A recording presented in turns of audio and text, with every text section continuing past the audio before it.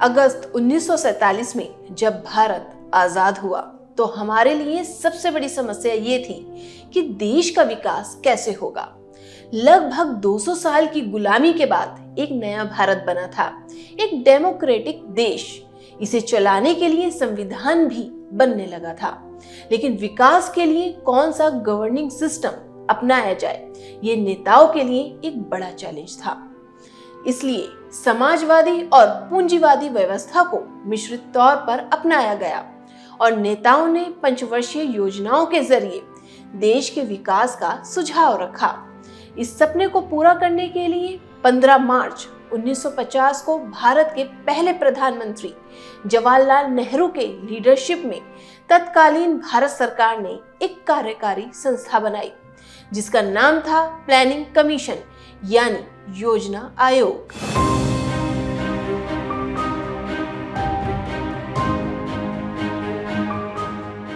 भारत ने planning commission का idea रूस से अडॉप्ट किया था। ये एक गैर संवैधानिक निकाय था। इसके दो मेन काम थे।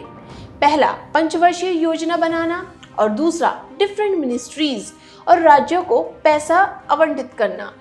लगभग 65 साल तक ये आयोग देश का योजना वाहक बना रहा, लेकिन 17 अगस्त 2014 को इसे भंग कर दिया गया, जिसके बाद 1 जनवरी 2015 को national institution for transforming India यानी नीति आयोग ने इसकी जगह ले ली। ये मिनिस्ट्री ऑफ प्लानिंग के तहत आता है। इसका मूल्य दर्शन सहकारी संघवाद यानी कोऑपरेटिव फेडरलिज्म है। ये सरकार का थिंक टैंक है। नीति आयोग के उद्देश्य। नीति आयोग मानता है कि विकसित राज्य ही एक विकसित देश बना सकते हैं, इसलिए इसका उद्देश्य विभिन्न राज्यों के मैकेनिज्म में सुधार करके उन्हें एक साथ लाना है। ग्रामीण भारत के लिए योजनाएं बनाना और नेशनल से लेकर ग्लोबल लेवल पर इनोवेशन और रिसर्च को बढ़ावा देना और एग्रीकल्चर सेक्टर का विकास करना है। इसका एक उद्देश्य ग्लोबल लेवल पर भारत के मुद्दों को उठाना भी है। नीति आयोग के 7 स्तंभ हैं: pro people, pro activity, participation, empowering, inclusion of all, equality, transparency. NITI Aayog की संरचना। नीति आयोग की संरचना की बात करें तो इसमें कुछ सदस्य पूर्णकालिक तो कुछ अंशकालिक होते हैं। इसमें एक चेयरमैन होते हैं जो कि भारत के प्रधानमंत्री नरेंद्र मोदी हैं।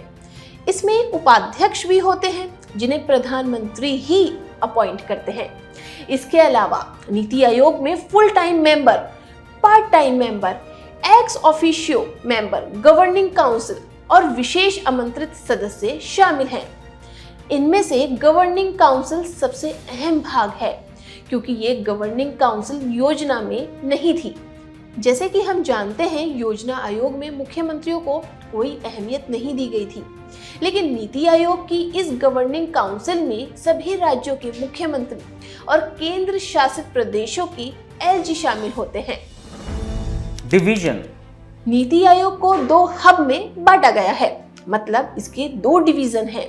पहला टीम इंडिया हब, जिसमें केंद्र और राज्य मिलकर पॉलिसी बनाते हैं और ये राज्यों और केंद्र शासित प्रदेशों के लिए कलेक्टिव अप्रोच रखता है, जो राज्यों के एक दूसरे के साथ अच्छी कम्युनिकेशन बनाने में मदद करता है।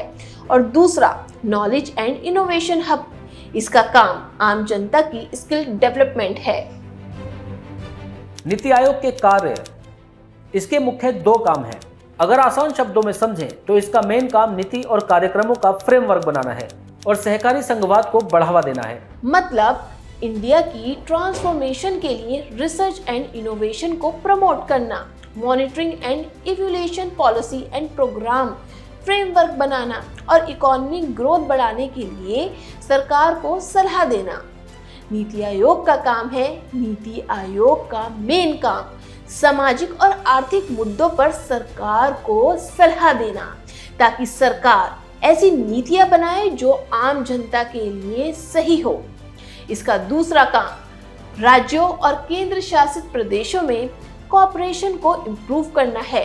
BVR सुब्रमण्यम नीति आयोग के वर्तमान CEO हैं। योजना आयोग को बदलकर नीति आयोग की जरूरत क्यों पड़ी?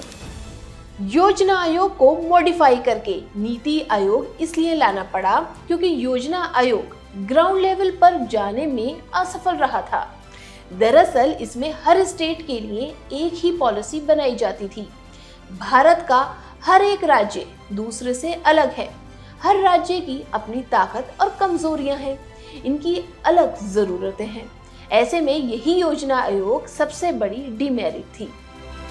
योजना आयोग और नीति आयोग में अंतर। दोनों आयोग भारत सरकार के केंद्रीय मंत्रिमंडल द्वारा बनाए गए हैं। इन दोनों का काम देश के लिए नीतियां बनाना था, लेकिन अपने काम और कार्यक्षेत्र को लेकर दोनों अलग हैं। योजना आयोग में मंत्रालयों और राज्य सरकार को धन आवंटित करने की शक्तियां थीं, लेकिन नीति आयोग में ऐसा नहीं है।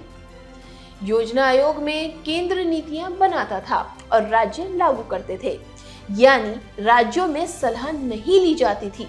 लेकिन नीति आयोग राज्यों और केंद्र शासित प्रदेशों की सलाह पर ही नीतियां बनाता है। भारत एक डाइवर्स कंट्री है, लेकिन योजना आयोग सबके लिए एक समाधान के सिद्धांत पर काम करता था। संपूर्ण भारत पर एक समान नीतियां लागू करता था और नीति आयोग हर राज्य की जरूरत के अनुसार नीतियां बनाता है। लेकिन फिर भी नीति आयोग में अभी भी कुछ कमियां हैं, जैसे इसके पास राज्यों को धन आवंटित करने की पावर नहीं है और ये सिर्फ एक सलाहकार निकाय है जो एडवाइस तो देता है, लेकिन इसके पास एक्शन लेने की पावर नहीं है। निष्कर्ष। इसलिए नीति आयोग को और ज्यादा पावर, अधिकार और रिसोर्स देने की जरूरत है। नीति आयोग जो भी नीतियां बनाता है, उनके लिए कानूनी तौर पर इसकी जवाबदेही तय होनी चाहिए। आयोग के हर सदस्य को जवाबदेह बनाया जाना चाहिए, ताकि कोई भी अपने निजी स्वार्थ के लिए इस संगठन की शक्ति का मिसयूज न कर सके। नीति आयोग का काम ही राज्यों की कोऑपरेशन है, लेकिन पिछले कुछ सालों में हमने देखा कि केंद्र और राज्य सरकार के आपसी मतभेद की वजह से ज्यादातर राज्य नीति आयोग की मीटिंग में हिस्सा ही नहीं लेते। अभी हाल ही में मई 2023 की बैठक में अरविंद केजरीवाल, ममता बनर्जी और नीतीश कुमार समेत 11 मुख्यमंत्री इस बैठक में शामिल ही नहीं हुए। राज्य की जरूरत के अनुसार पॉलिसी बनाई जा सके, सिर्फ इसलिए नीति आयोग की गवर्निंग काउंसिल बनाई गई है। जब इसकी बैठकों में मुख्यमंत्री हिस्सा ही नहीं लेंगे, अपने अपने राज्यों को रिप्रेजेंट ही नहीं करेंगे, तब तक उनके राज्यों के हिसाब से नीतियां कैसे बनेंगी? मुख्यमंत्रियों को ये समझने की जरूरत है, ताकि राज्य का विकास पॉलिटिशियंस के आपसी मतभेद के बलि ना चढ़े। केंद्र सरकार का काम पूरे देश को एक साथ लेकर चलना है, पूरे देश के बारे में सोचना है।